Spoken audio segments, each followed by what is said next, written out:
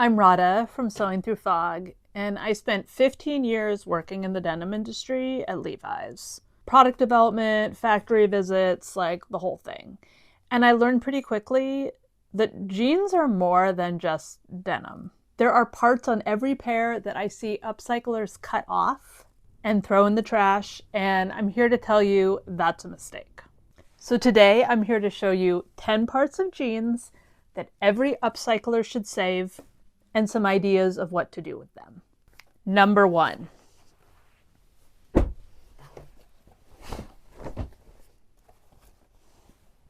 The shank and the buttonhole.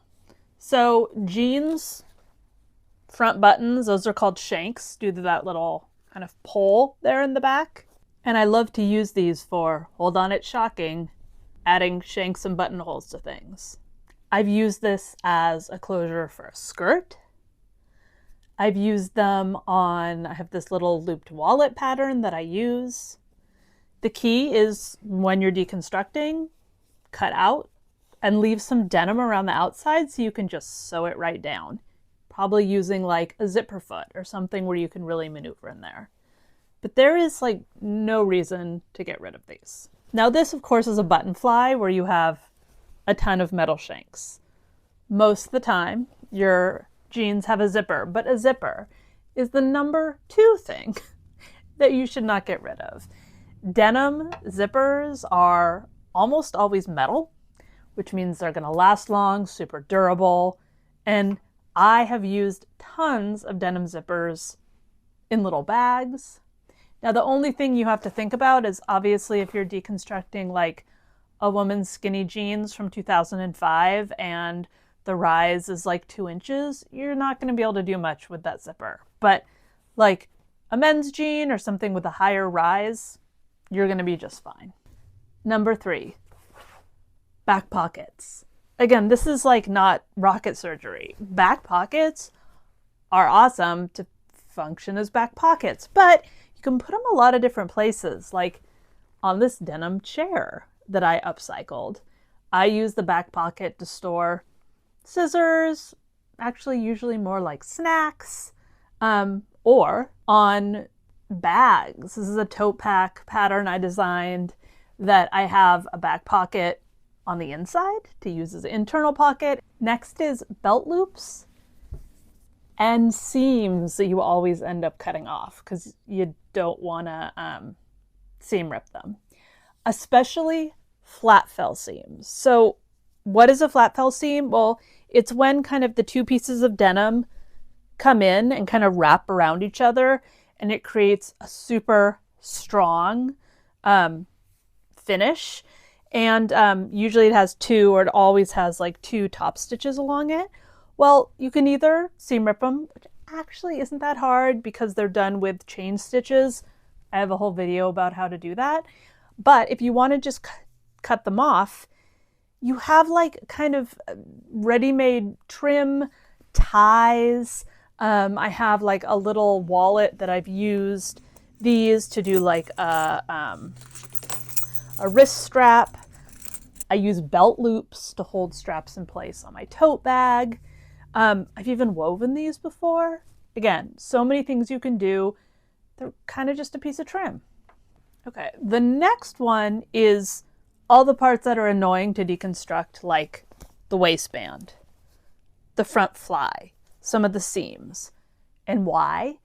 Because when you seam rip and take those apart, they create the coolest patterns because that's where the denim's been hidden from all of the processes that happened at the factory, from wear. And you get really cool like light and dark lines and fade patterns.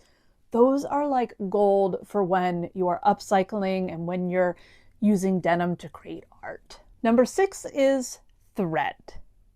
Now, again, I have an entire video on how to harvest denim thread from a flat fell seam, or really from a chain stitch.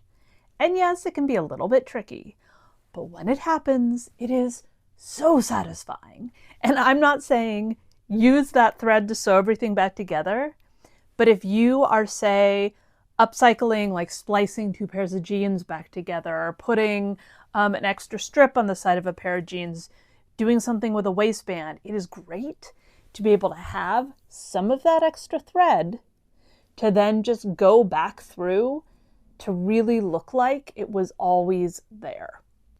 Number 7, the back patch. And yes, on cheaper jeans, that back patch is usually made out of like paper or something that sucks. But on nicer jeans and vintage jeans, it's usually made with leather. And I think it's really cool to add that patch back to jeans when you upcycle them, to add it to bags, kind of to add it to whatever it is you're working on. The next one is these really annoying, gross 500 of them inside labels. Now you do need to be willing to be a little bit creative here, but I actually think these are really cool when you sew them all together. I've made a little tiny quilt actually where the back was all these, but I've seen people collect them for a couple months, sew them all together, and it's just like this really cool graphic detail. Number 9, small scraps. Small scraps are great for applique. You can add a little bit of fusible interfacing, then you can cut them out in any shape you want. This like flower applique I actually made out of scraps from one pair of jeans, and I just made my own template and used fusible interfacing and just sewed it right down. And then last but not least, I actually don't know how many people are throwing these away or finding them, but the fabric salvage. If the inside of your jeans has an amazing like fabric salvage, first is probably worth something, and please don't just cut it up. But if you do, or if you find some that are already cut up, salvage is like nature's hem. Not nature, but like salvage is so awesome to use just about anything.